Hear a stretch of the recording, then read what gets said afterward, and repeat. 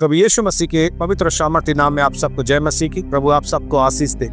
कई बार हम देखते हैं कि हमारे और आपके परिवारों में क्रोध नजर आता है। कई बार ये क्रोध एक अलग ही रूप ले लेता है। आप देखते हो कि कई बार ऐसे कई कांड, ऐसी कई घटनाएं क्रोध के कारण हुई है। किसके कारण?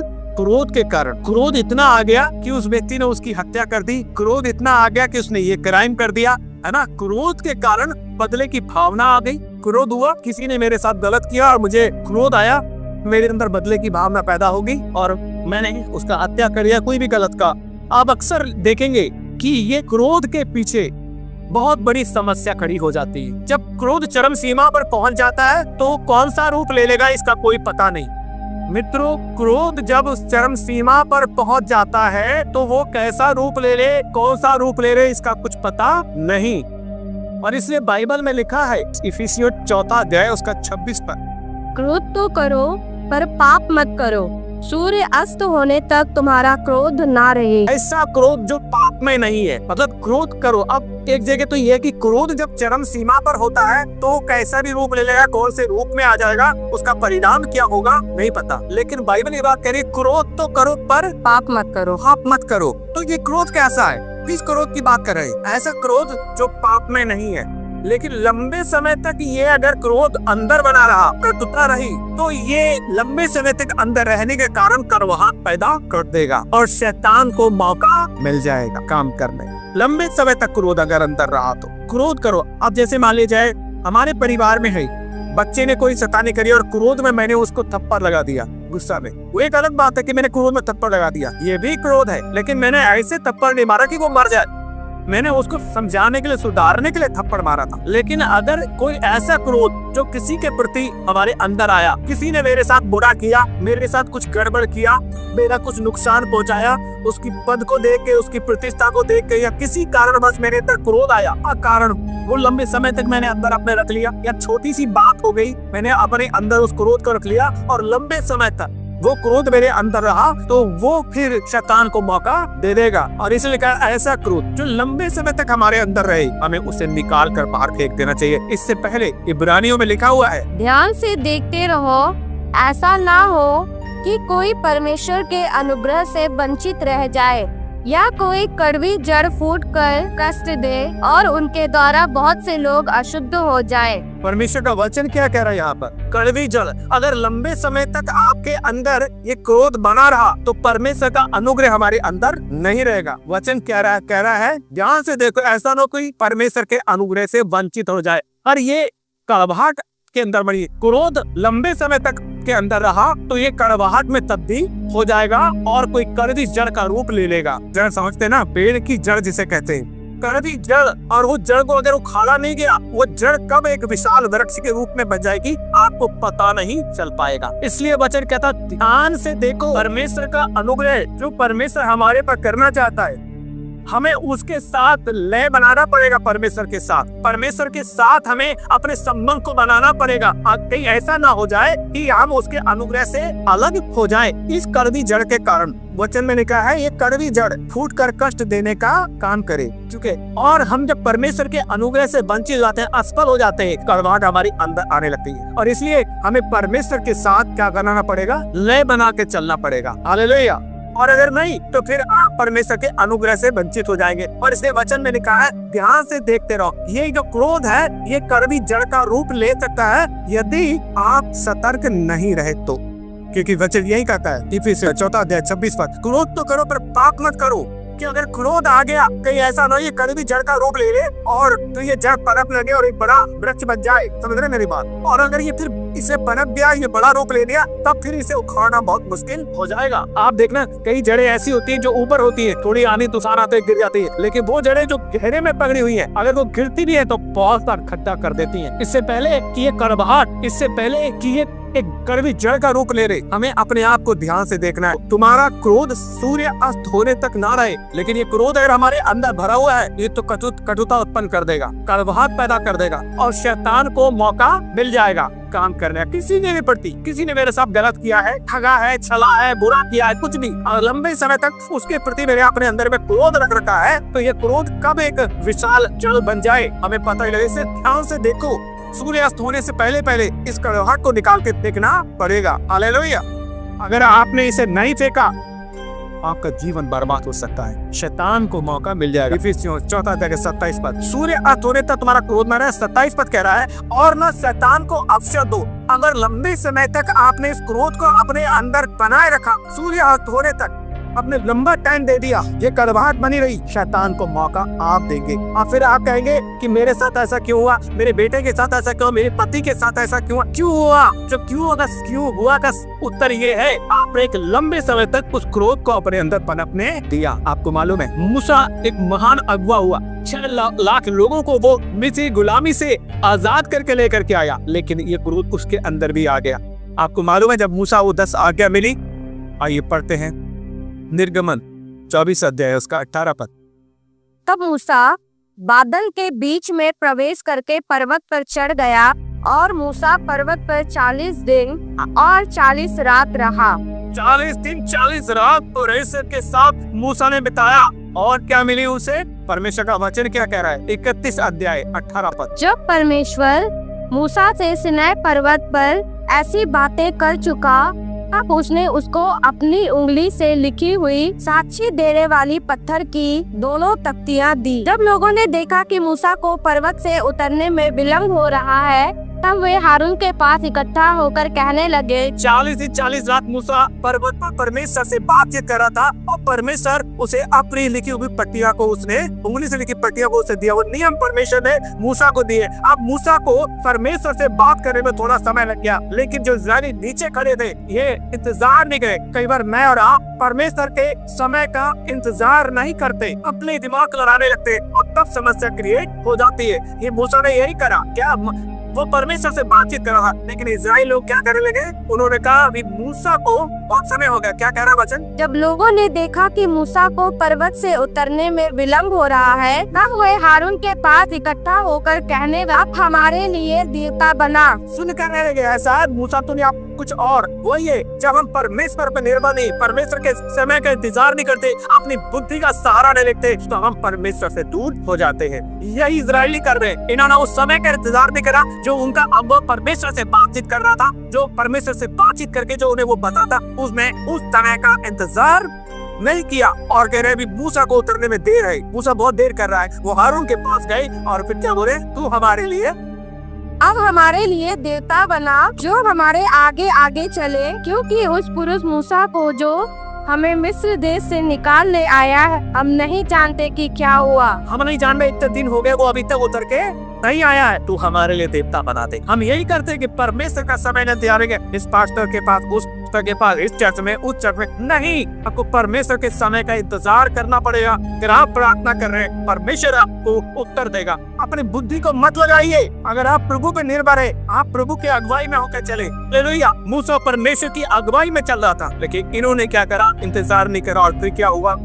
हारून ने उनसे कहा, तुम्हारी स्त्रियों और बेटे बेटियों के कानों में सोने के जो बालियां हैं उन्हें उतारो और मेरे पास ले आओ। तब सब लोगों ने उनके कानों से सोने की बालियां को उतारा और हारून के पास ले आए। हारून ने उन्हें उनके हाथ से लिया और एक बछड़ा ढाल कर बनाया और ढाकी से गढ़ा। तब लोग कहने लगे, हे इज़राइल, तेरा ईश्वर जो तुझे मिस्र देश से छुड़ा लाया वह यही है। हम भूल जाते हैं कि परमेश्वर ने हमें कहाँ से निकाला। पहले कुछ नहीं था। क्या थी जॉब, क्या था प्रार्थना, क्या था हमारा जीवन, हर कुछ वही देता है, पद प्रसिद्ध सम्मान। लेकिन जब थोड़ा समय आ जाता है हम बरगला जाते हैं, बैठ जाते हैं। और वही हुआ, परमेश्वर के समय का इंतजार करे ये है मेरा परमेश्वर। अपना खुद खुदा बना लिया उन्होंने। मित्रों, अगर हम परमेश्वर की अगुवाई में होकर नहीं चलेंगे, परमेश्वर के समय का इंतजार, एक शैतान कहाँ हमें इस्तेमाल कर ले हमें पता नहीं लगेगा। इसलिए हमें परमेश्वर के समय का इंतजार करना चाहिए। और उन्होंने क्या कहा? उस बछड़े को बना के ये हमारा देवता है। और इसका परिणाम क्या हुआ? परमेश्वर का वचन क्या कहता है? निर्गमन 35 अध्याय 19 पद। छावनी के पास आते ही मूसा को वह बछड़ा और नाचना दिखाई पड़ा। तब मूसा का कोप भड़क उठा और उसने तख्तिया को अपने हाथों से पर्वत के नीचे पटक कर तोड़ डाला। क्या करा उसने?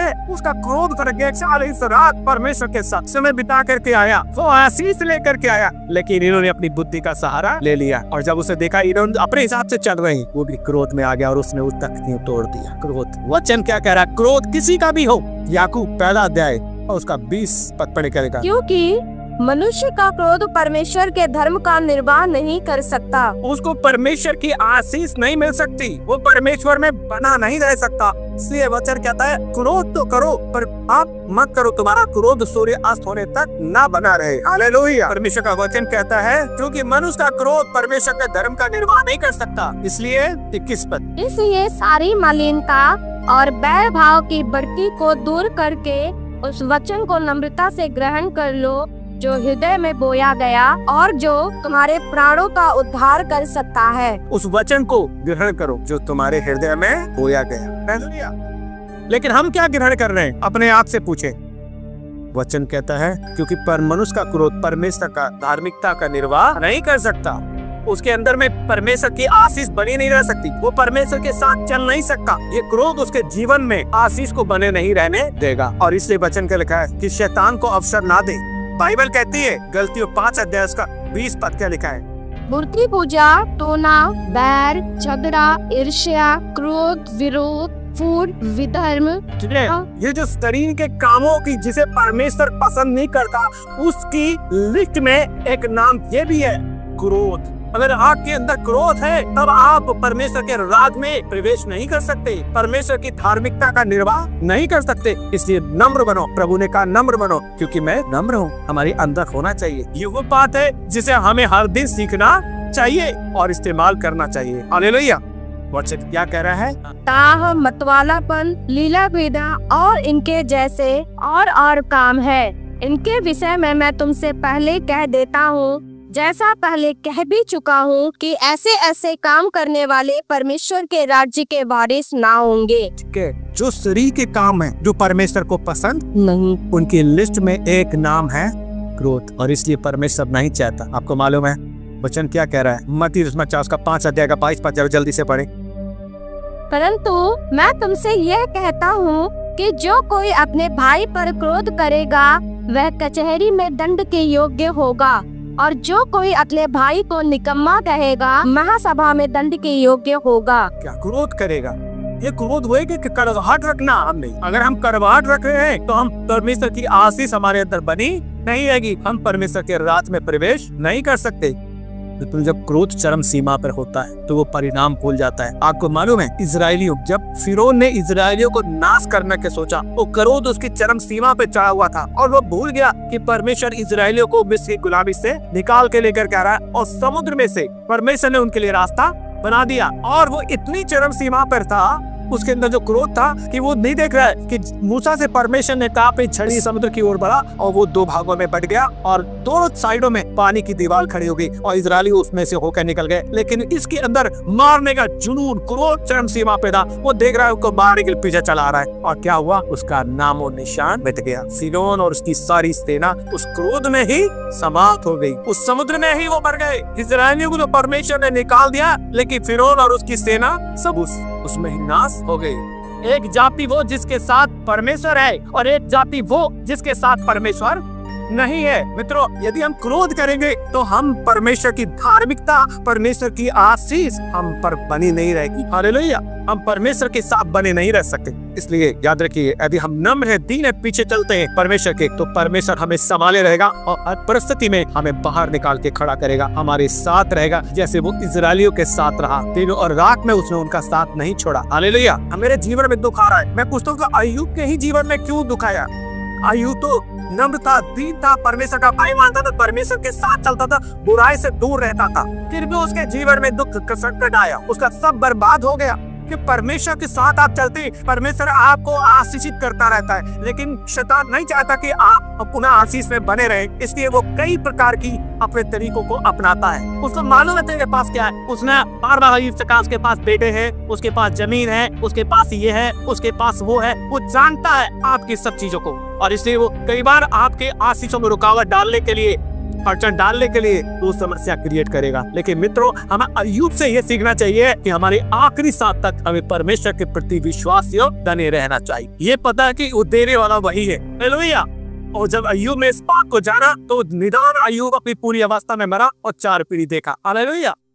हम कह रहे हैं हमारे साथ ऐसा क्यों हो रहा है या ये क्यों हो रहा है, नहीं, नो प्रॉब्लम। आपका संबंध अगर परमेश्वर के साथ अच्छा है, आप उन सब चीजों से दूर हो रहे जो परमेश्वर पसंद नहीं करता। आप उन चीजों को पसंद नहीं कर रहे, परमेश्वर आपके साथ चलता रहेगा। हालेलुया। सबोदेशक 7 अध्याय 9 पद। उतावली से क्रोध ना हो, क्योंकि क्रोध मूर्ख ही के हृदय में रहता है। हमें उतावली नहीं करने को दिखाने के लिए, नहीं नहीं ऐसा क्यों, हमें देखना है सब चीजों को बड़ी नम्रता दीनता के साथ उसके बारे में सोचना चिंतन करना है। हालेलुया। वचन क्या कहता है? नीति वचन 14 अध्याय का 30 पद। शांत मन तन का जीवन है, परंतु मन के जलने से हड्डियां भी जल जाती है। शांत रहिए, शांत मन, आमीन। शांत मन तन का क्या है? जीवन है। शांति के साथ प्रार्थना करो। हालेलुया। अगर शांति नहीं मिल रही है, याद रखिए यीशु ने कहा है, क्या कहा है? मैं तुम्हें अपनी शांति दिए जाता हूँ, जो संसार तुम्हें नहीं देता है ना, वो हमें शांति देता है। आप उनसे शांति मांगे कि प्रभु मेरे अंदर बहुत क्रोध है, मेरे भाई के प्रति, मेरी माँ के प्रति, मेरी बहू के प्रति, मेरी सास के प्रति, वो मेरे साथ ऐसा करते, वो मेरे साथ ऐसा करते, इसलिए मैं उनसे बातचीत नहीं करना चाहता, मैं करनी नहीं चाहती। मेरे अंदर वो क्रोध आपको परमेश्वर के अनुग्रह से, परमेश्वर की आशीष से वंचित करने का, चाहे वो बेटा है, चाहे वो बेटी, चाहे वो सास हो, चाहे वो बहू हो, चाहे लड़का हो, चाहे पत्नी हो, गया पति हो, कोई भी हो। हालेलुया। वचन कहता है कि शांत मन तन की औषधि है। हालेलुया। लिखा है नीति वचन 14 अध्याय 30 पद। शांत मन तन का जीवन है। हालेलुया। आपके सब शांत नहीं रहेगा, क्रोध रहेगा, तो आपके जीवन से, आपके अंदर से जीवन ही चला जाएगा। और जीवन किसके पास है? अगर आपके पास यीशु है, तो आपके अंदर शांति होनी चाहिए। ये सबके लिए नियम है। शांति के लिए अपने क्रोध लंबे समय तक रख रखा। इतना बड़ा सेवक जो 6 लाख लोगों को निकाल के लेकर, उसने भी क्रोध में आकर उस आज्ञा को तोड़ दिया, उस तख्तियों को तोड़ दिया। मित्रों, हम तो परमेश्वर के छोटे जाने, हमें हर दिन अपने आप को देखना पड़ेगा, जांचना पड़ेगा कि कोई क्रोध तो हमारे अंदर नहीं आ रहा है, वो लंबे समय तक नहीं है, वो कहीं जड़ का रूप तो नहीं ले रहा है। कहती 17 अध्याय 22 पद। मन का आनंद अच्छी औषधि है। जब शांत मन रहेगा, मन आनंदित रहेगा, और फिर वो अच्छी औषधि। शांत मन, आपको कोई प्रोटीन की जरूरत नहीं पड़ेगी।